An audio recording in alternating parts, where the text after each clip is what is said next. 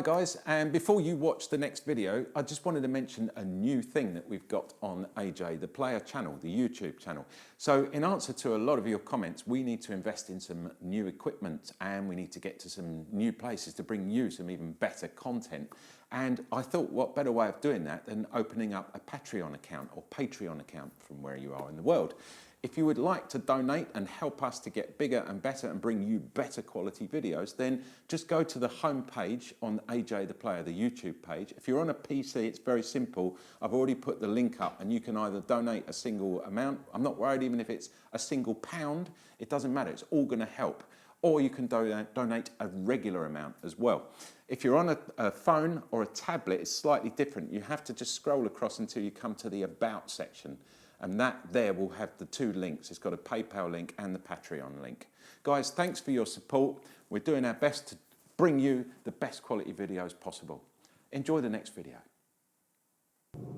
Hi guys, welcome back to the Player YouTube channel, and you join me today in a car I've been desperate to get my hands on, and this is the first opportunity I've had to actually drive this car. This is the Skoda Kodiaq, and it's not just any old Kodiaq. This is the Skoda Kodiaq VRS, and wow, what a car it is. Let's get a look at it, let's get around it, let's get underneath it, get under the bonnet, get it out on the road and give you our evaluation of this new car from Skoda. Okay, let's kick off this review of the Kodiaq VRS under the bonnet. We'll start there. I've already pre-released the bonnet inside. It's just a big latch there right in the middle. Very simple, very easy. Lovely big gas struts, big heavy bonnet. So it's going to lift them up for you. With the VRS, there's no choice on engines, unfortunately. You just get the 2-litre 4-cylinder. It's a twin turbo, so it's got plenty of guts in it. It develops around about 240 brake horsepower, but it's got 500 Newton meters of torque, so it'll pull the hind legs off a donkey. It's absolutely massive. The other thing you don't get with this is a choice on gearbox. Again, you get the 7-speed auto gearbox. However, in the rest of the Kodiaq range, there is choices of petrol engines and there is a 6-speed manual as well. Not quite sure why Skoda didn't give an option on this, because on some of the other manufacturers they do. You can have the option of petrol or diesel, and most of the petrol engines, as we know, have got much more brake horsepower. This car is surprising, 0 to 60 in sub 7 seconds, top speed of 140 miles an hour. Yeah, it's a bit of a wolf in sheep's clothing, I think. Let's carry on and have a look around the car and see what the differences are. So there are a number of differences between the Kodiaq and the Kodiaq VRS round at the front. The first thing, the obvious one, it's got the VRS badge here in the grille. The second is the grille, because this grille is a big glossy black grille and it's quite prominent as well. The third one is the splitter down the bottom here and this much more bulbous, sort of more sporty bumper that runs around the front. The difference is stopped there though, because the adaptive LED headlights with the running light are exactly the same as on the normal Kodiaq, and the same with this big clamshell bonnet. Although it looks very sporty, it's still part of the main Kodiaq range. Let's have a look round the side, see what the differences are there. Down the side of the VRS, you do get a number of differences. The first thing is 20-inch alloys and these lovely red calipers that are hidden in there. Secondly, you get these contrasting black mirrors and you get these lovely roof bars that run all the way along. And just to finish, you get these seals that run down the inside there, like a side skirt type thing. It's a very sporty look to this car and it continues all the way round. Round at the back of the Kodiaq VRS, well, it starts at the top with this little sort of aero thing with the brake light built in. You get a wash wipe, you get a tinted window, and it's quite big, so it gives you plenty of rear view vision. You get proper exhausts as well. They're real. They actually are real. Although they're not quite connected, but you will look in there and you can see that the main exhaust comes through into there. It's more of a sort of outlet, shall we say. You get the LED sweeping headlights around there, and all in all, I think it's a really good looking car, even from the back. So the other thing about the VRS that's very, very similar to the standard Kodiaq is the fact you do get an assisted electronic tail lift. There you go. Now this area here is about the same size, I would guess, as a Volkswagen Polo. That's with all 7 seats up. So it's still a decent size. You definitely get a couple of sets of golf clubs in there on top of each other, or a couple of sort of small suitcases in there. However, once you put the seats down, which are very simply done like that, you get that nice flat load. It's nice and level across there as well. You've got plenty of room in there, and you've easily got 5 passengers. That's not, oh, 4 passengers and yourself, obviously. A couple of extra little bits you get in here. You get some nice little bits that you can fold up there, and you can put your cargo netting things in here, and any bits and pieces you've got to hide away. You've got shopping bag holders either side, and a 12-volt adapter over there. But the best thing is underneath the thing, look, that pops in there nicely. There's your parcel shelf, and below that there's a battery, which is very easily accessible, which I really like. Some smashing bits and pieces. There's no space saver wheel on here. I don't think there's an option either, because there's nowhere to put it. So that's understandable in a way. But what you do get somewhere to tow your jet ski or your horse box. But you're going, well, where is it? Well, watch, look, there's a button here, and by the magic, look at that. And then all you do is pop it up like that. You got your tow bar. And then when you want to get rid of it, you just do that, and it goes all floppy like that. And then you can just pop it away. I know how it feels. Let's have a look for the passengers.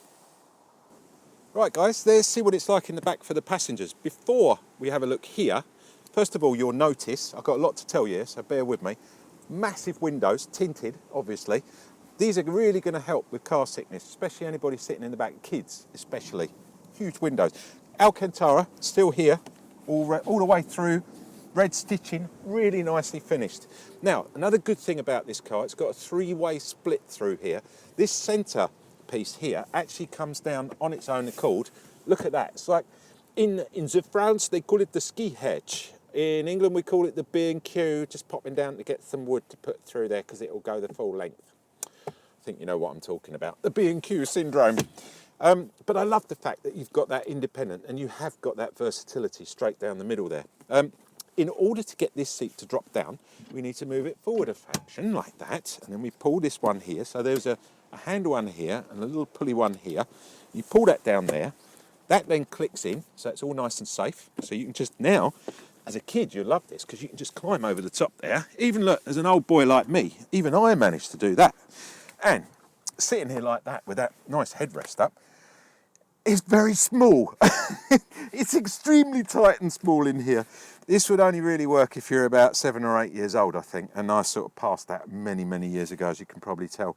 However, you do get somewhere to put your energy drink here. And then you can both share a 12-volt adapter over there. It's a shame, little things, you know. Be nice to have a little adapter here, USB, drink holder, and the same for the other passenger over there. So you get the kids happy in the back, because that's what this is all about. This is a family car. It's exactly what you need.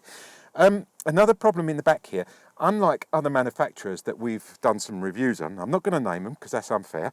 Normally in the back here, these 2 seats do have Isofix points. They don't in this car, which is unusual. I was quite shocked at that. Right, let me jump over and climb out, because I can make it look simple, or I can make it look very difficult. Depends on how my back's reacting today. Luckily, it's reacting all right. There you go. So now all we have to do is, I've got to find the little thing here. Where's it gone? There it is. So you push that forward like that. I had to think about that then. Now, this will, when you pull it, allow you to recline as well, which is really good. Let's jump in. Let's pull this back a little bit just to protect us from that horrible cold wind out there. Loads of legroom. I mean, all the Kodiaqs is superb when it comes to size and space around you, and this lovely big panoramic sunroof. The only thing is these seats, they're quite wide and big, so your vision really is blocked unless you're in the middle here. Got a large transmission tunnel, so you've got to manoeuvre over that. And there you go. And to be honest, that is quite comfortable. I'm quite impressed with that. I thought it was going to be a lot worse. You could easily get, you can see, look, there's the other seat, and I'm sat quite squarely in the middle there. That's pretty good. Not really independent heating controls in the back, but independent air controls. So you can change the amount of hot air that's coming from the front. And trust me, when I'm up front, there's an awful lot of hot air flying around. Underneath there's another 12-volt adapter down there. Again, I think that could be a double USB port. It'd be so much easier for the 2 passengers here to be able to plug in using the USB chargers. Little things like that. There are 2 Isofix points either side, none in the middle, but that's all right. The seat belts do get recessed, which again, I think is fantastic. And the one thing I do love about this is the fact that you can recline these seats. So you get a lovely position there where you can literally sit back. Got those big windows, like I said. It's a great place to be. What's it like up front? Let's go find out. So one of the good things about Skoda is when it's sort of a rainy day, or you know, it's windy and horrible like it is today pretty much, you get an umbrella with this car. Now it's not just any umbrella. I'm actually going to put this away because that's what I wanted to show you. I'm very good at this, by the way. There we go, look at that. Yeah, you've got to have decent thighs, Now you're thinking, I'm just going to stick it in there, and why have I played so much on the umbrella? Well, because this is a Skoda umbrella and it fits in there. How cute is that? I love that. You normally only get that on Bentleys or, you know, Rolls Royces, things like that. Right, so it's keyless ignition. I've already fired it up so you can see it. I'm going to put the key out of the way here for a minute. And that's fair, I'm going to put it back between my legs again. Lucky key. Right, let's start where we always start, which is with the steering wheel. So, beautiful steering wheel. I love this. Lovely shape to it. It's got the red stitching again, the VRS little badge down there. It's just a really nice shape to it, and it's not too thick, not like those new BMW ones. They're like big sort of tractor inner tube that they throw in here. You get this fantastic instrument cluster. It's a fully digital display, and you can actually set it up how you want. I've got it set up with the rev meter and the speed meter, which I really like, but there are other ways of doing it. To the right, you've got your fuel gauge, and then over to the left there, you've got your temperature. It's just really nice the way it all works when you're... and then when you're driving, you can actually have the map in the middle as well, and you can zoom in and out using this little button here on the right. Volume button on the left here for your entertainment system, your infotainment system, which comes courtesy of a 9-inch touchscreen. Now look at the definition on that. And it's so simple. It's a lovely touch. There's no lag. It just works the way it was supposed to. And that's probably why I'm starting to really love this Skoda. It's just sort of works everything. Down here, there is a little place to put your sunglasses. I don't have my sunglasses with me today. That's why I had the umbrella. It's not really a nice day today, unfortunately. Now, guys, you know I love my knobs. Yes, I do. And the bigger the knob, the better, because when you've got gloves on, you don't really want to touch your knob, do you?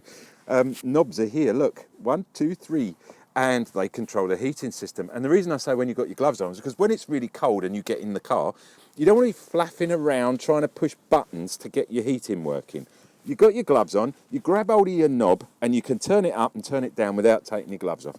Superb, fantastic, there they are, all 3 knobs, all in a row. Can't beat that, guys, 3 knobs in a row.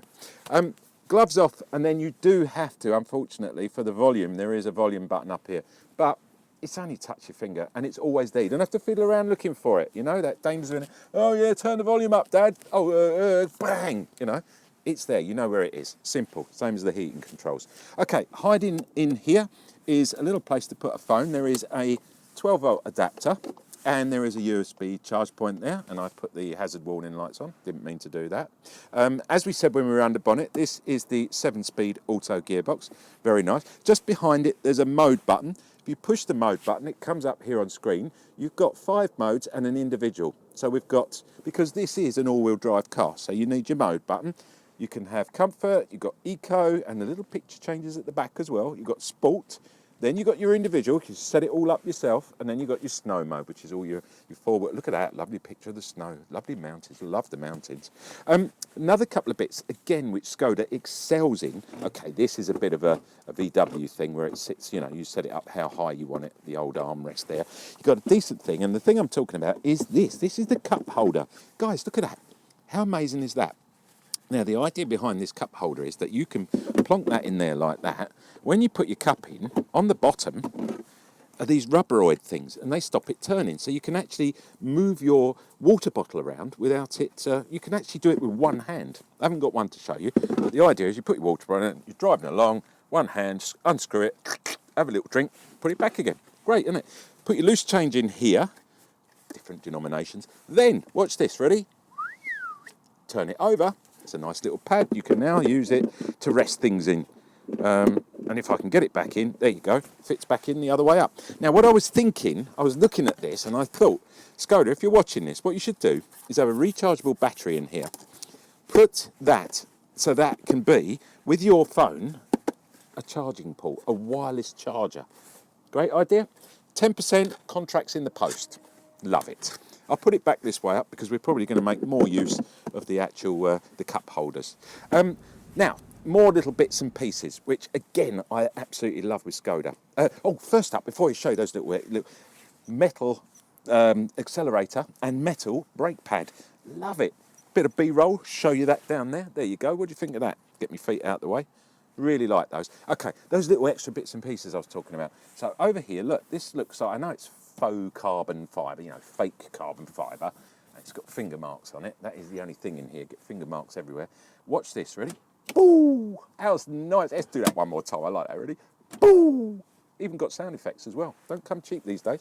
In here, a little secret place to put your special bits and pieces. There's little bits you don't want anyone knowing that are in there. Because half the time, you wouldn't even know that that was a glove box. And then, down here, look at that, another glove box. I didn't do the sound effects on that one because it really wasn't that much of a glove box. And inside here, once again, a completely and utterly useless handbook with a little letter or something. Why? Makes so much more sense just to have a glove box. There you go, we'll throw that back in there. And then it gets better down here. You can hide your real big stuff under here. Look at that. There's another box underneath the seat. That is lovely. Speaking of seats, in this car, the driver gets a fully electronic seat, which is super duper duper. You can adjust it any way you want. You only get a manual up and downy and pulley outy, but you can get this in a really good position wherever you want it. A really good position. We like those positions. Unfortunately, the passenger seat is a manual seat, but look at these seats. One, they are looking so sexy. This Alcantara, yeah, a little bit of fake sort of carbon around the sides there, but still lovely smooth. Love a bit of Alcantara, can't beat it. All in all, a really pleasant place to sit, and with all the extra gizmos and gadgets that go on when you get out on the road, it leaves me no more to say than let's get this out on the road, because I've waffled enough.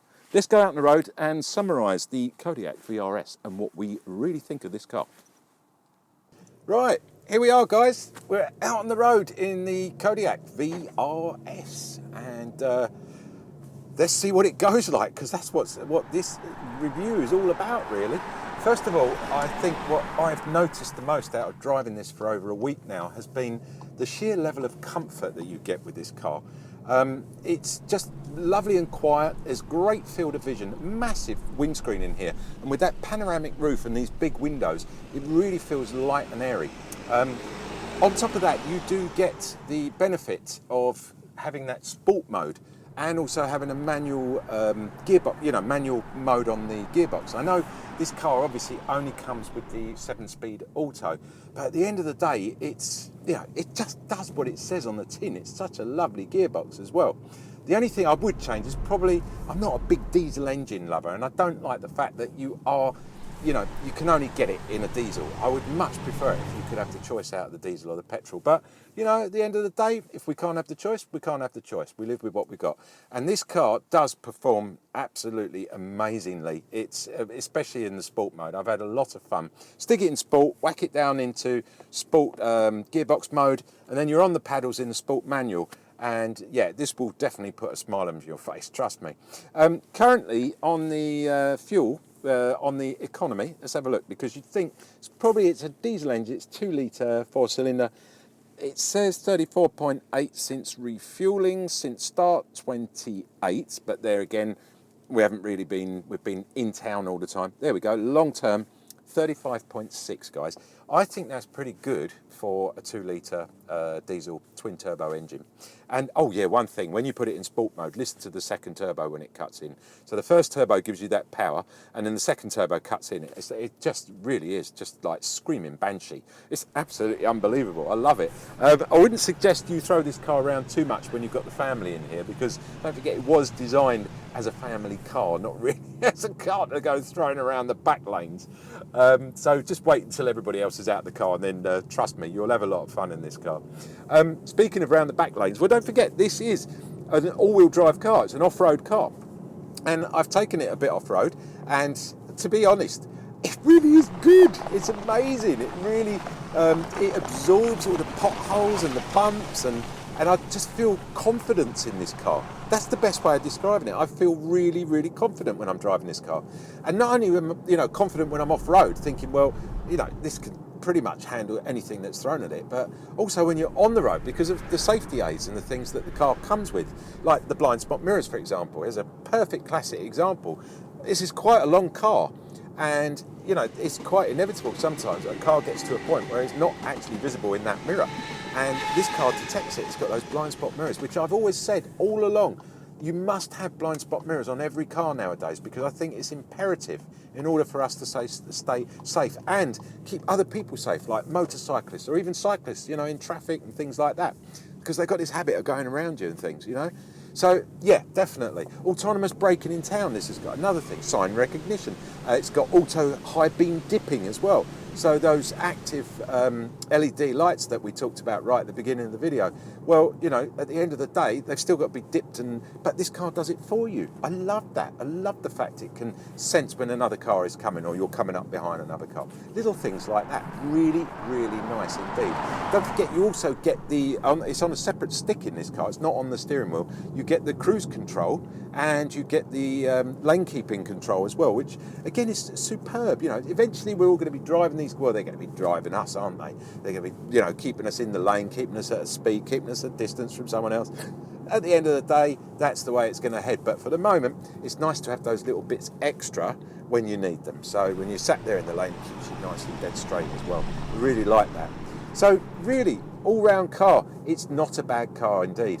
What is it like price-wise? Well, I looked up the entry-level price on a Kodiaq, a standard Kodiaq, the very, very entry-level, is around 26 to 27,000 UK pounds, wherever you're buying one.